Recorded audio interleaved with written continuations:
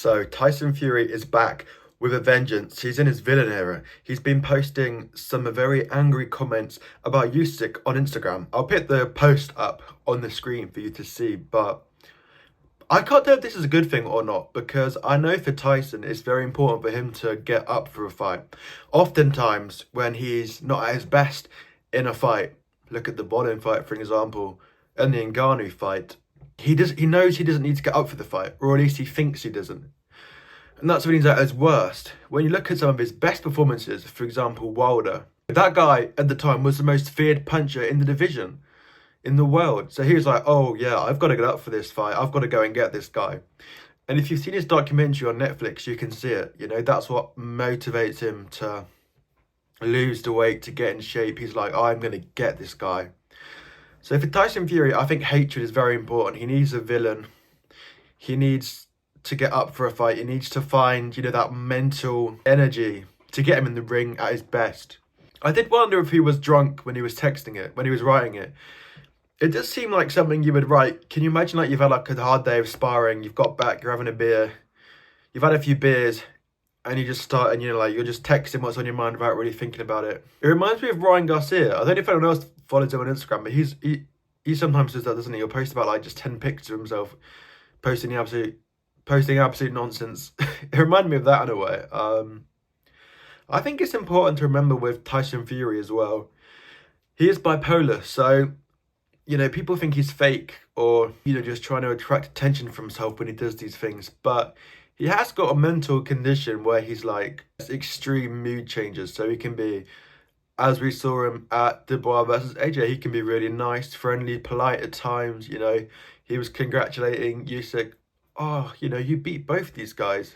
And then, you know, a week later, he's on Instagram cussing him out. So you do have to remember with Tyson Fury, he is bipolar. So I try not to be too harsh on him when he does things like this, because it is a mental condition. And I remember Frank Warren saying in an interview that boxing, like getting hit in the head, it makes your bipolar worse. I think it's maybe an obvious point to say, because it's not like getting hit in the head is really going to make anything in your life better, is it? But I do think it's important to remember, you know, maybe give Tyson Fury a little bit of grace. And I think Usyk replied, but I can't find his reply anymore. I think it was on a story and it's disappeared now, but I think he had some sort of, you know, usual, like, Usyk, fairly, you know, calm reply, but still a little bit of spice in there, but I can't find it anywhere, so sorry about that. So what else is going on in the world of boxing? Well, obviously tonight we got Nick Ball versus Ronnie Rios. Going into the fight, the expectation was it's not going to be a hugely difficult night for Nick Ball, who's obviously champion.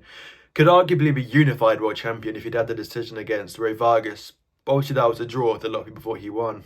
I think the idea is like it's a few steps down. He just had two, you know, immense awards, so he's taking a few steps down, sort of like a crowning night in his hometown. So there shouldn't be an upset on the cards. But I was listening to like the preview of the fight with Steve Bunce, and you know, I think Rios is definitely up for the fight. You know, he's experienced. He knows this is the last shot at a world title. Obviously, there's always the danger that you can underestimate your opponent when you know it's not as difficult as your last few fights. You know, we saw that with Chris Billingsmith versus Masternak. You know, Masternak wasn't, you know, as difficult as Okolie, and Billingsmith struggled to get up for the fight. But I still think that Ball will have too much, and I think it should be an exciting night for the fans. Whereas Ball's last two opponents were very much back foot fighters. You know, these guys, they're both going to come forward. They're both going to try and knock each other out, and I can see it ending in a knockout. And the fact that Rios, he lost to a guy who was 10-0, shows that he's probably a little bit over the hill, and I think Ball's youth will be too much for him in the end. I did look at the undercard, but there weren't any names I recognised on there, so nothing too much to talk about there. The only other thing I can really be saying at the moment is Eddie Hearn's been talking about, you know, the potential to make boxing nights a bit earlier. He thinks if boxing was to finish at, you know, 9 or 10, it would make more people happier, right? You think if they're finishing at, you know, like 12 or 1, there's not many trains running. If you've got kids, you've got to get a babysitter, food places are closed. If you've got work in the next morning, you may not be able to go. So I think he's all up for, you know, changing boxing a bit more and trying to get the events to finish at 9 or 10. You think, you know, you could bring your kids, you could probably get them back at a reasonable time, get them in bed.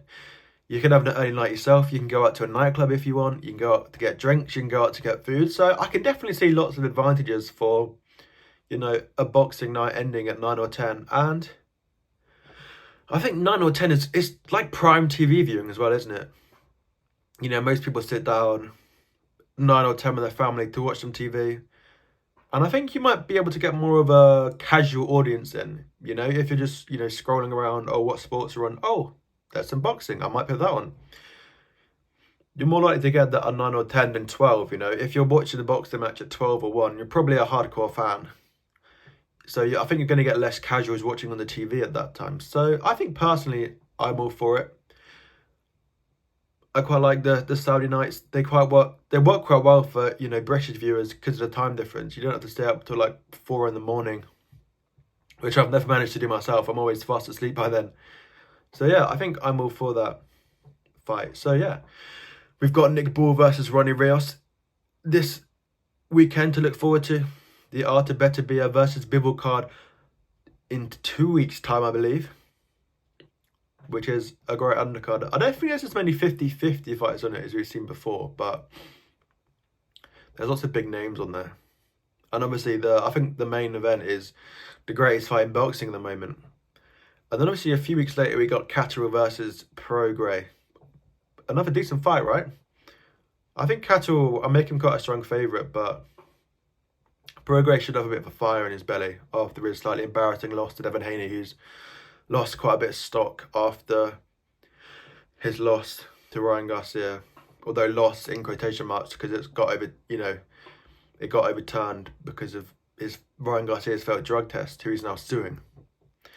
There is definitely some split opinions on this hearing. A lot of people are quite for it, saying, yeah, we should be coming down hard